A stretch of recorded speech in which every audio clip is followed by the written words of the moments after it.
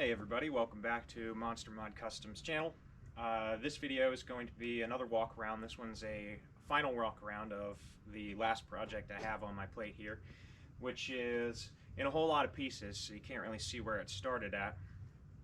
But this is a 1988 Pontiac Fiero. Now, I originally bought this because I had another Fiero, which you'll see in a different walk around video, that I purchased originally to restore, to have fun with, and it had too many issues. There was nothing I could do to actually make that work. So much rust was on it, it had front end damage from a collision, it just wasn't reasonable to try to make that into a car, well, at least a restoration project like this one will be. So what I really want as an end goal here is I want to have a go fast car, something kind of quick I can take out, I can run a little bit at the track, but I can still drive it on the street and enjoy it. And that just wasn't possible, or well, it wasn't feasible with the other Fiero because of how much damage it had. So this one's the 1988 model. I bought this as a replacement, kind of. I wanted the 1988 because it has the upgraded suspension components. They actually redesigned the entire suspension for this car. So that saved me a lot of trouble in trying to upgrade the suspension of an old vehicle when I could just have it right here. This one itself was not without its issues, so you can't ever buy a vehicle that doesn't have problems. But this one came from Virginia, so I had to go out there to pick it up.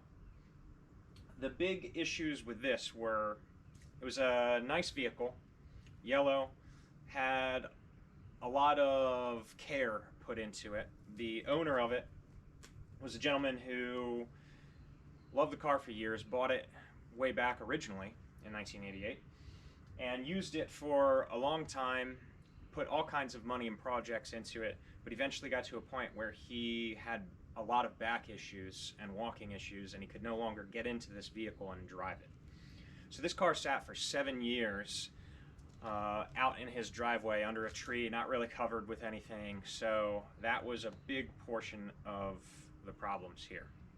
So with that 7 years of sitting comes obviously paint fade and wear on the dashboard, on the actual paint, the constant hot and cold cycles of everything. Rodents' nests all over the place. I mean, I had them on the engine. They were inside of all the insulation around the engine bay and the trunk here, underneath the dashboard, underneath the console, on top of the ECU. They were everywhere. And I knew going into this that I was going to have to clean up with that. You can't sit 7 years out in the open without something like that happening. So I was expecting that. I was a little concerned because I don't want rust. I don't like dealing with rust. I've dealt with enough rust on Jeep, and now I'm dealing with rust on the other Fiero, so I just don't want to deal with it. It's not a problem I like dealing with. This one, what originally drew me to it was well, not only the 88, but the fact that it had pretty much no rust, or that he said it had no rust. So when I got there, I did manage to crawl underneath of it through the grass and dig around under there. And the bottom of the floors did look very, very solid. There was no signs of corrosion on it. You could still see the original factory paint. The bolt heads even, which is usually the first stage of where you're going to find rust, nothing on them. There was a little bit on the brake protection sleeve, and that was it.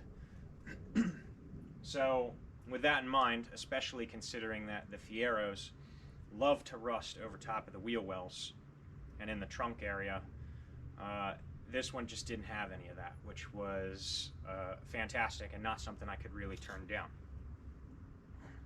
The other big problem with this car was that in that 7 years, or maybe a little bit before that, he wanted to install power windows into this vehicle. So he did put in the circuits for it, he put in the relay for it, or the fuse for it rather, and he got it almost there, enough that he could put the passenger window down and never put it back up. So another issue with this car was that on the passenger side, it had a lot of water damage from a window that was open for 7 years. The inside was all moldy. I knew I was going to have to deal with some issues in there, but because I had looked underneath of the car and I could clearly see that the entirety of the floor, at least the main section of the floor, was rust-free. I couldn't see any bubbling, I couldn't see any corrosion coming through it. The floor drain plugs were bad, but those are just thin and galvanized, so enough water on those will basically destroy them. But the metal of the floor was fine. So I knew I was going to have to get into that. I knew there was going to be damage to that, there was going to be damage to the seat, and basically anything that was on the bottom there. I went into this fully expecting to take the interior out and rebuild the whole thing. And in the end, that's what I ended up doing, and I'll show you when I go to do the walk around here. But otherwise, now I have this project. I am partially working on it. I'm kind of splitting the difference between all these different projects, just to kind of keep, to not get tired or bored of something. I really like working on things, but if you spend 8 hours a day trying to plug away at things, eventually you'll burn yourself out. So I try to split the difference. This one's my current real workaround, and you're going to see that it is in about 100 pieces, if not more. Because I keep running into things that involve me taking off more parts, putting them back on, and before I can put them back on, I find something else that's wrong, and I have to remove that. So, that is an explanation. I guess I'll get you in here so you can take a look at it. Now, as far as a project name for this, I've been just kind of tentatively referring to it as Banshee. I don't know if that's what I want to go with as the final, maybe Spectre or something like that. I'm not entirely sure. I'm not 100% sold on the idea of calling it Banshee Project.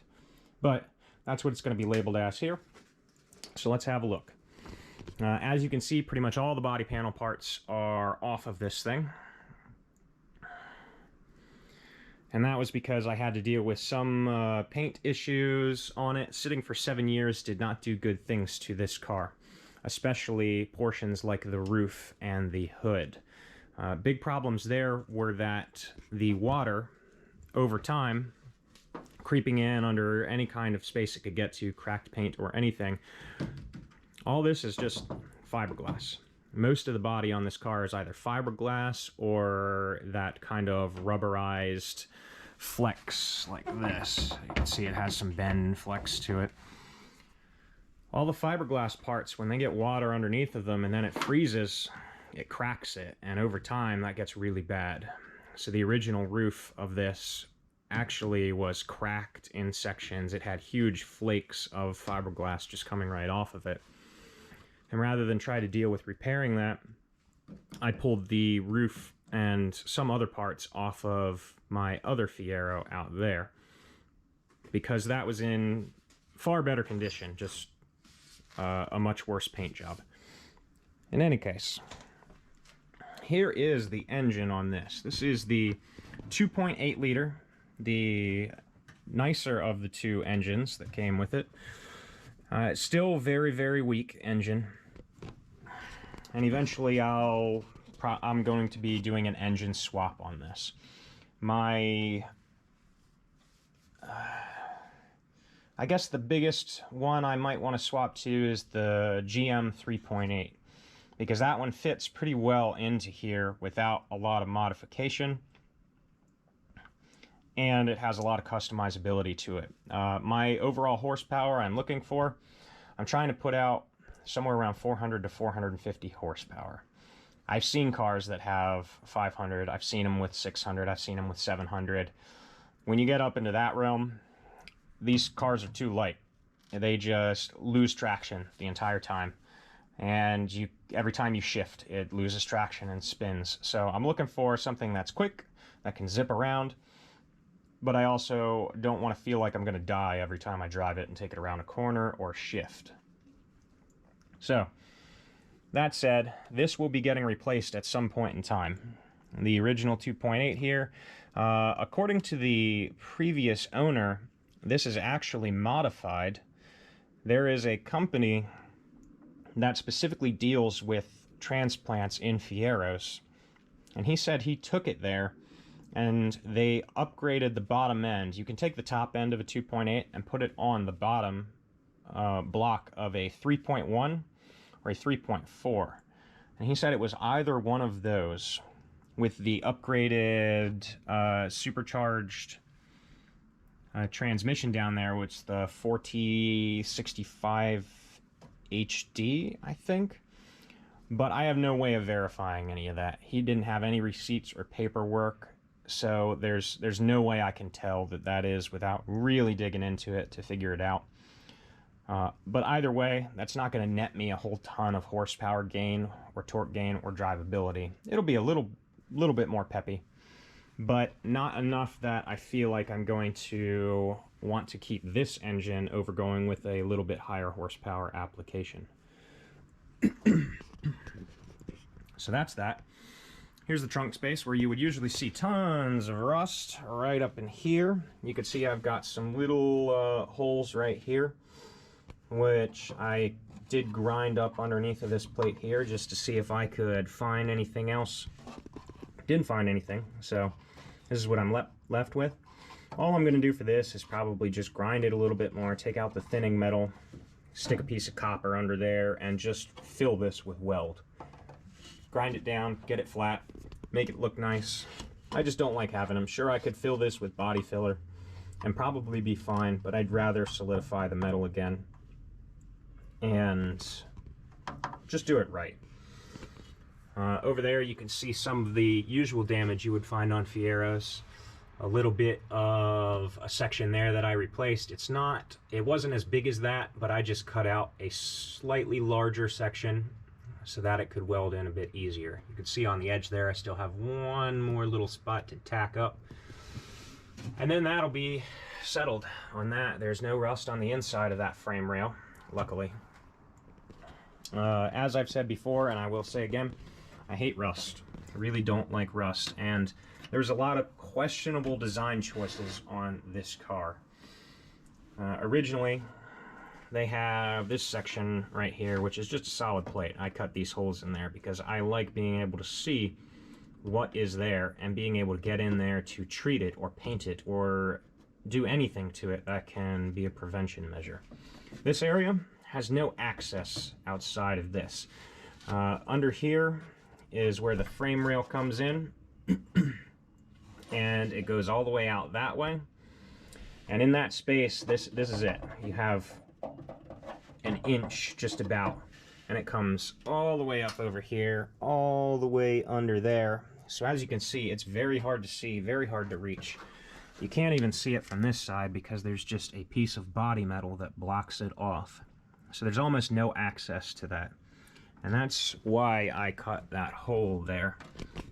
It's not going to affect the structure of the body really, but it does give me access to see what's going on in there, and especially because I had all this little rust spots, I just wanted to be sure. So I did that on both sides, just so I had some access. I'll paint this, I'll sand it a little bit, make sure it's nice. But that lets me at least get in here for rust prevention or paint. Under here is pretty much the most recent point that I've been at. This is where the battery tray was, and I don't know if it's just a Fiero thing. Actually, I've seen it on a lot of vehicles, but basically anywhere that the battery sits, it's always rusted. I don't know if that's because of popping battery acid. I am not sure if it's just because the accessibility allows water to get in. But this tray was completely gone. Originally, there was a big section of metal that came out here and attached right here and tucked up under here. But all that was pretty well rusted, so I drilled the spot welds out of this entire panel and pried it all out. Originally, I was intending on putting this panel back in, but I don't really need to do it like that. So what I'm going to do here is I'm going to create a metal strip for here, a metal strip for here, and you can see I already have a metal strip right there. It's not quite set in completely, but I'm going to do that. I'm going to spot weld those in, and I'm just going to create a removable panel for right here, which when it comes down to the engine swap will be great for access on the belts and the pulleys and all that stuff. Another note to mention for the engine, I'll probably run with this until I can find a donor car or a motor. But I did turn this over by hand, just attached a wrench to the crank pulley down there. I was able to turn it over without any issue. It turned over just fine. And I did get it to crank over at one point in time. And I sprayed some starter fluid in the intake there, and did manage to get it to fire off for, I don't know, about 5 to 10 seconds. And then it stopped. So it's hard to get this thing to fire off because way up here is where the intake is, where I'm pushing the fluid through, and then it's got to go up here through these separate channels in the intake plenum, and that just makes it really difficult for it to get in, so it's not consistent. When I do go to fire this up, if I don't find an engine transplant immediately, I'll probably take this plenum off and just put it into the intake itself. However, I did get it to fire off, so I do know that the engine turns. I know that it is capable of running. But one thing I did find out was that it does not have a fuel pump. I checked the relay, I did direct line power to the fuel pump, and no noise, no clicks, no nothing coming from the fuel pump. Relay was fine, power showed through. So I know I have a dead fuel pump. Big problem with dealing with the fuel pump on this car is that the gas tank, rather than being back there, you can see that the trunk is very deep, it goes almost all the way down, or the front, where some gas tanks would be, is also just a big open space. The fuel tank is right here, right underneath of this console. So it's extremely inaccessible when it comes to trying to get that filler neck out in order to replace the pump. So I have to drop the whole tank in order to do that repair. And that's a problem because I have a full tank of gas in there, and it's all 7-year-old gas, so it's probably no good to start with. So the plan for that is I've got the filter disconnected on the bottom. I'm just going to attach a transfer pump to it and pump the gas out of there. That way I'm not dropping, you know, a couple 100 pounds of gas in the tank while trying to take that out. So that's the plan there. Now I need a fuel pump, no matter what I do. You can see some of the little spots up here, like that. Because it sat in the sun for so long, it has some cracking in the body filler. So I've basically just kind of popped it out a bit, took care of most of the main cracking so that I can refill it with other body filler later on. I just don't want moisture to get down into the cracks, and with some of the worst ones, you could tell that it was going pretty well through the layer of body filler, and I'd rather take care of that now than have an issue later. As you can see, this frame rail, if you've seen the other video, it's gone on that car, but this one, it's in perfect shape. No rust anywhere, which is remarkable. That's the best part about this car, is how little rust I have to deal with. Not saying I don't have to deal with any, but it's not as bad. Down here is where we run into my main issue. When I was doing that, I decided I wanted to paint this whole area here. So I took the strut out of here because there's some little bits of corrosion up here and things like that that I wanted to get rid of, so I could just paint it all in one go. Issue I ran into was cleaning all this up. I started cleaning up down here on the subframe, and then I ran into this. So this already has some work done to it. As you can see, there used to be a bracket here that came up and over. There was a suspension component that bolted right into here. When I was cleaning leaf litter off of this, just kind of scraping it up, and I found this hole right here. And that was the first warning, so I started getting into it. I started poking around in here, and it's kind of hard to tell. See if I turn on a light here. But this metal right here is just very pitted and very, very thin. So I decided that although it would probably not really affect the suspension that much, because this isn't really experiencing forces like that, it's mostly just going up and down and maintaining the position of the knuckle right here. So it's not really that big a deal. It probably wouldn't break, but I can't in good conscience see all this weakness in the metal and just leave it there. That would haunt me. So I cut out the bracket here. The bracket actually had a hole in it on this side too. And you can see I've got it marked out for where I'm going to cut and put in a new section of metal for the subframe here. I will weld that in, and then I will create a new bracket to go over top of this. I have all the measurements for it. That way I have the peace of mind of knowing at least this isn't going to be a failure point potentially down the road.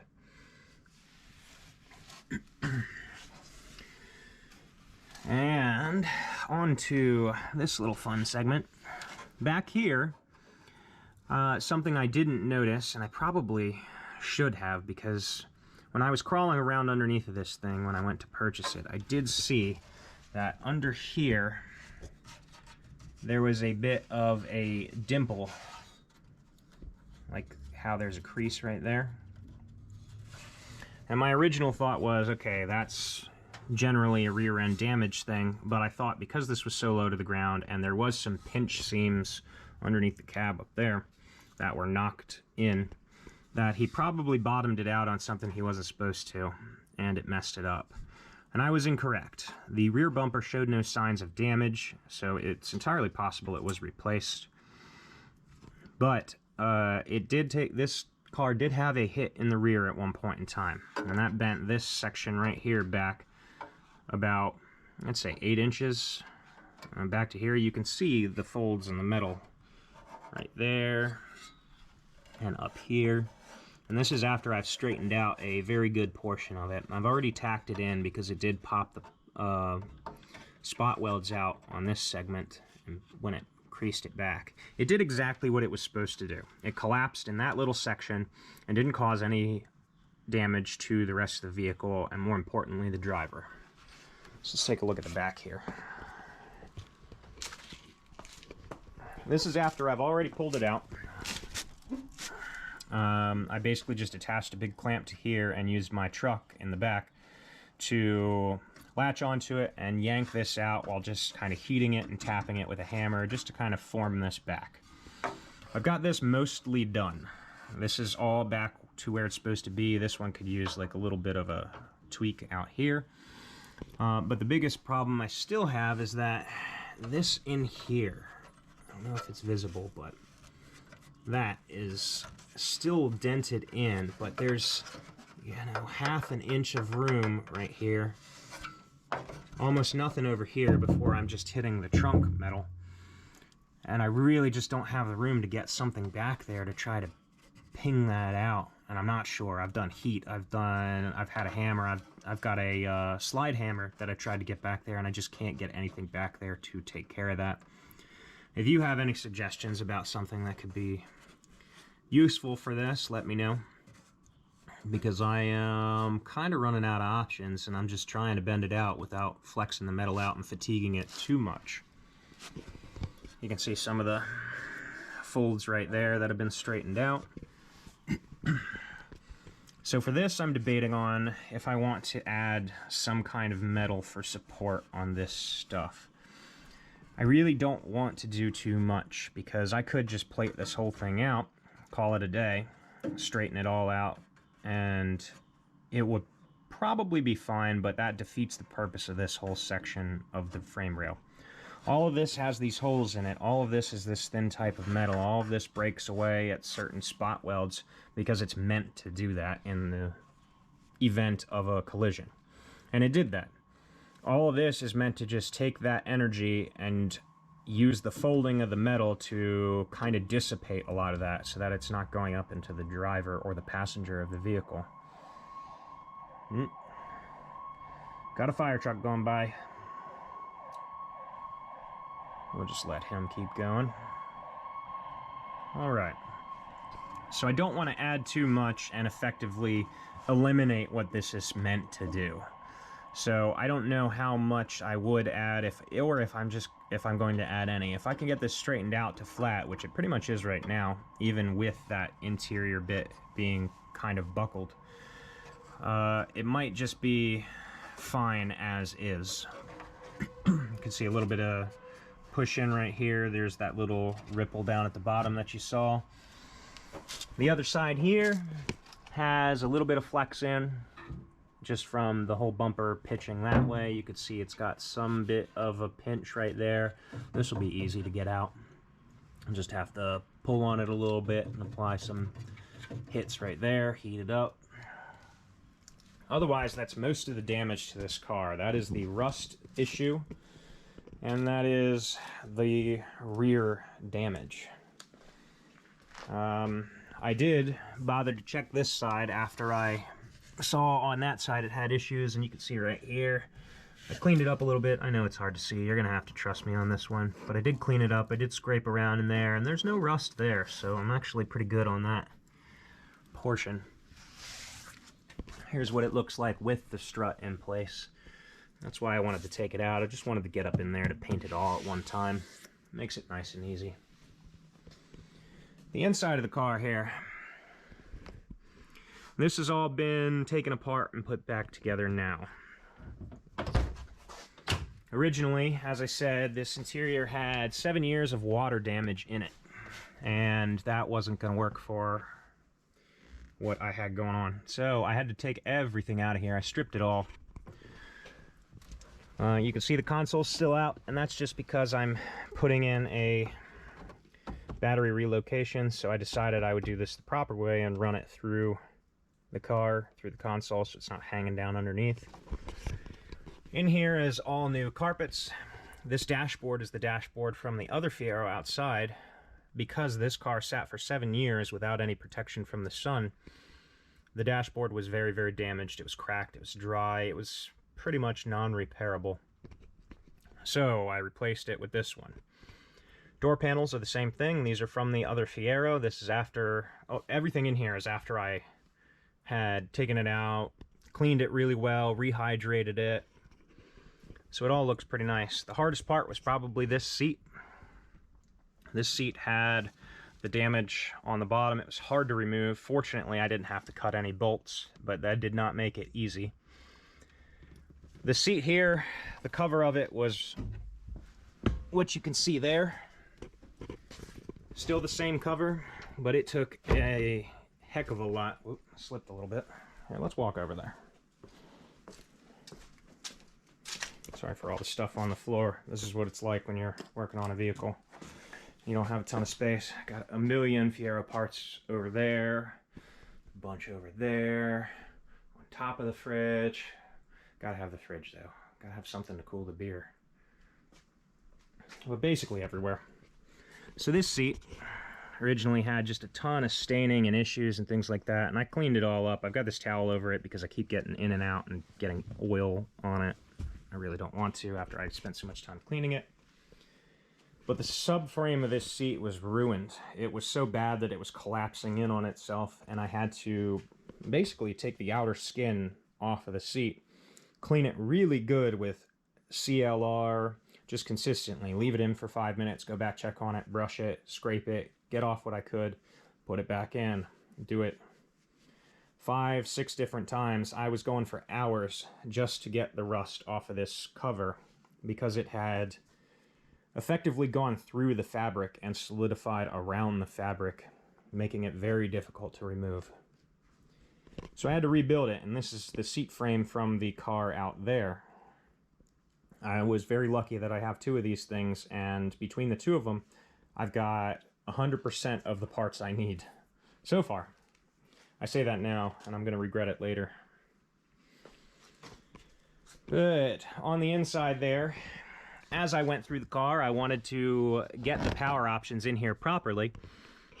So while I was behind the dash, I took the whole wiring harness, which is nice in these cars because for the power options, it's an individual wiring harness that just plugs into a block on the end there. So I took that harness out of the other car, wired it into here. Same thing with the automatic door locks, and also the automatic mirrors, and the trunk popper right there. I wanted to put the power amenities in here. I just wanted to have them. The console, as is usual in these cars, is plastic and very brittle. It's broken in all the spots because, again, design was not their strong suit when it came down to some of the things in this car. And they put screws in a lot of that molded plastic at some very weak intersections, and almost every one I've seen is broken in 100 ways. This is no exception. But fortunately, there's a guy on a forum who sells 3D printed consoles with nice like nutserts and amenities, and it just makes it stronger. It's brand new, it's fresh, it's good plastic. Bought one of those. I am going to switch this to a double din unit, so eventually I'll have, I don't know, like a Pioneer screen in here in the center. Just bring it up to date a little bit. For that wiring, the battery relocation, the wires come out the back there. I drilled them through the firewall and through the forward firewall, I guess you could call it. This one's all hooked up right here. It has a battery kill switch, so if I ever want to cut it off or I feel like I'm getting excess battery draw, boom, no problems.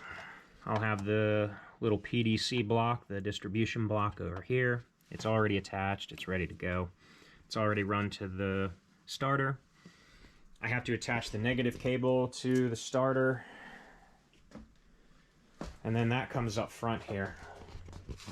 I got pretty lucky with this one. I have a U-Pull-It junkyard around here that had a Toyota MR2, a Gen 1, that somebody turned into a fully electric vehicle. So I went there with the intention of trying to find longer battery cables so I could run the length of this car. And I found that car and found these. Now these are way bigger than I need, but they cost me about 20 bucks to buy 5 cables of about this size. They're all that kind of thickness. These are like 0.6 or 6.0, whatever one way it goes. They're very heavy duty. They already have the connections crimped onto them. I don't need to worry about that. Yes, it's overkill as far as the size of the wire, but I'm not getting any resistance loss in these types of wires, and I'm gaining such a minimal weight that I don't really care that much. For the amount of money that this cost me, I will accept that little bit of weight gain. Up front here, this fender's just placed on there. It's actually removed. This is the new hood I got from a guy up north of me. The hood I had on here, as I explained earlier, had fiberglass damage from the water. You can see some of the dirt that was still left on after 2 power washings when I took this piece off. This thing was just covered in dirt and mud and leaves. Everything. It was a nightmare to clean. It took a couple of rounds of cleaning, and I had to contend with the mice and the insects. This was an anthill of some kind of colony was in here, and for the first couple weeks they were everywhere. They were climbing out, it was getting warm, they were just in everything I was trying to do. That was not fun. Otherwise, here's the rear bumper. You can see this is where the collision was, pretty much right here, but I don't really see anything much in the ways of damage. This could have been replaced, or I don't know if it has enough flex that it could really bend in that far without causing a lot. This definitely got flexed out a little bit, but I don't know if just that little bit would be enough of a hit to cause damage over here. I'm not sure. Either way, it's something that I'm dealing with now. It got bumped in the rear. It got knocked. The guy didn't tell me about it. Or maybe he didn't realize it. I'm not sure. You couldn't tell from the outside. So I've got to fix that damage. These doors also came from a guy up north. He had a Pontiac Fiero GT that he turned into a Lamborghini with a Corvette motor. That thing was very, very cool. But he had all these pretty much brand new Fiero parts that he had no use for. So he sold them to me, all of them, for a couple $100, and that's a lot of that stuff you see over there. I just have, you know, equipment for days here. That covers most of the issues with the car here. I'll show you what the bracket looked like on that side with the rust. That's most of the suspension and excess parts that I pulled off. I'm basically just hitting them with a wire wheel and trying to get them cleaned up because I'm going to start powder coating parts here soon. That's something I'm working into, and I'll have a video up for powder coating as well. I think powder coating is going to provide a much nicer surface, so I decided to buy some equipment to do that. And you can see, it's not a very big garage. That oven over there is what I'm going to use for it. I'm limited in the size of what I can use, but it should be enough for small parts. But here's that bracket. And as you can see, well, it was the other side that I was referring to, but this one's got a lot of pitting right there. You can see the metal is very, very thin. And on this side, although it's bent, you can see it was pretty much missing chunks out of the bottom and side of that. So this, I said, was probably no good. Maybe I'll look up that part number later and see if there's somebody that manufactures these. But otherwise, I'm just going to create it myself. Now for the plans with this thing. I already said that I wanted to have something that went faster, so it will have an engine swap at some point in time. But other plans for it include some body modification and new wheels, tires, things like that. So eventually I'm going to upgrade to 18-inch wheels. I'm going to push these to fill the space a little bit better, but I also want to push these out probably 2 or 3 inches. So I'm going to fiberglass create a wide body for this at some point. Nothing extreme. It's not going to be anything crazy, but it will stick out a few extra inches and tie that into the side panels and maybe make it look a little bit more aggressive. A lot of people don't like that look. They don't want to do that with these cars. They say it ruins it, but it's something that I like, and I want to keep this car and I want to enjoy it, and I want it to look like what I want. So that's what I'm going to do. So I'll come out a little bit here. I'll push these tires out some, probably lower it an inch or two, just bring it a little bit closer and a little bit more towards the ground, because this actually, despite being a sports car and still being very low to the ground, it still does have some clearance to it. I'll have to probably do some custom work to a side skirt there in order to blend that in with all the body work that I'm going to do. Same thing with the rear. I do like this rear bumper and the look of it, so I may keep it, but I might modify it a little bit because I want it to come down a little bit lower and kind of envelop where the exhaust is going to come out of. So I might do some modifications to that, or I might just buy a fiberglass unit and modify that.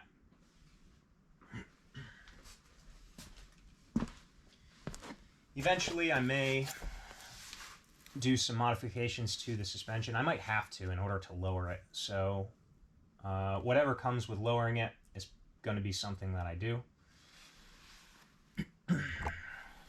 As far as the front bumper goes, I'm conflicted on this one.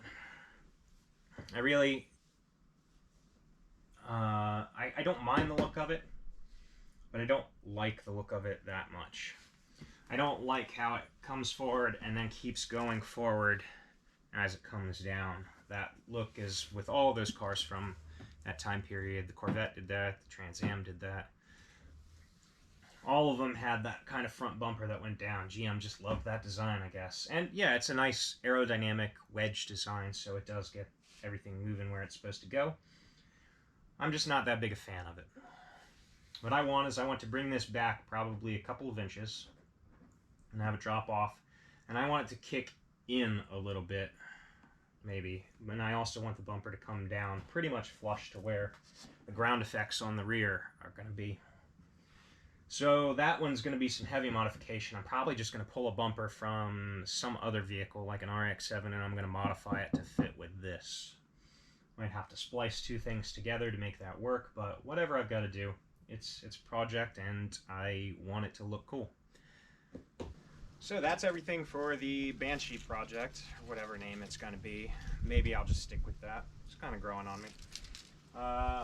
So big deal with this one is mostly just the engine swap and the body repair, and then the modification, like creating the side skirts and the wide body kit.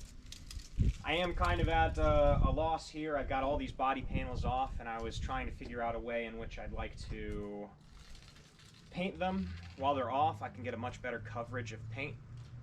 So I may try to find a body shop that would be willing to paint these individually. Honestly, I would like to do as much of the work myself as I could, but I don't know how reasonable that is given my kind of space limitation in the garage here. So that's up in the air. The colors I'd like to go with, I originally wanted something along the orange spectrum, sunburst orange, sunset orange, things like that, a metallic. But when I was towing this back, this yellow really grew on me, so I do like this yellow, and I will have this in the overall paint. However, I'm going to be dividing it with black accents, or rather I'm going to keep the yellow as an accent. So the hood will be yellow, the trunk will be yellow, the side panels will be black, the trim and the wide body will be yellow. And I'll kind of just go back and forth with that. So a yellow and black paint job in the end, way down the road, or maybe sooner, depends on what I can figure out as far as what I want to do with the paint on it. Otherwise, not much else to do on the body side. I do have to remount the whole roof segment because I took that off the other Fiero, which was a big pain. That fiberglass is very, very notoriously fragile, especially on the A-pillars, and they crack all the time, so it took a long time to get that. And this guy here, the rear clip, was its own pain because it has 3 bolts that go through into the cab that you have to remove before you can take this out. And those bolts are just basically glued into or fiberglassed into this clip.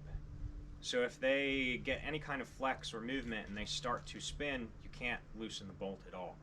And it's stuck up inside of the roof frame by 3/4 of an inch to an inch, so you can't get in there. I ended up having to cut them off in order to get this off without breaking any of the fiberglass.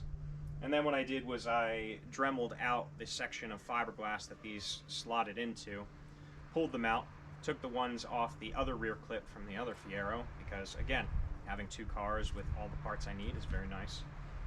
I took those, JB welded them in here in the exact spots they're supposed to be. I'm pretty sure that JB weld is going to be a lot stronger than the loose fitting of the fiberglass here.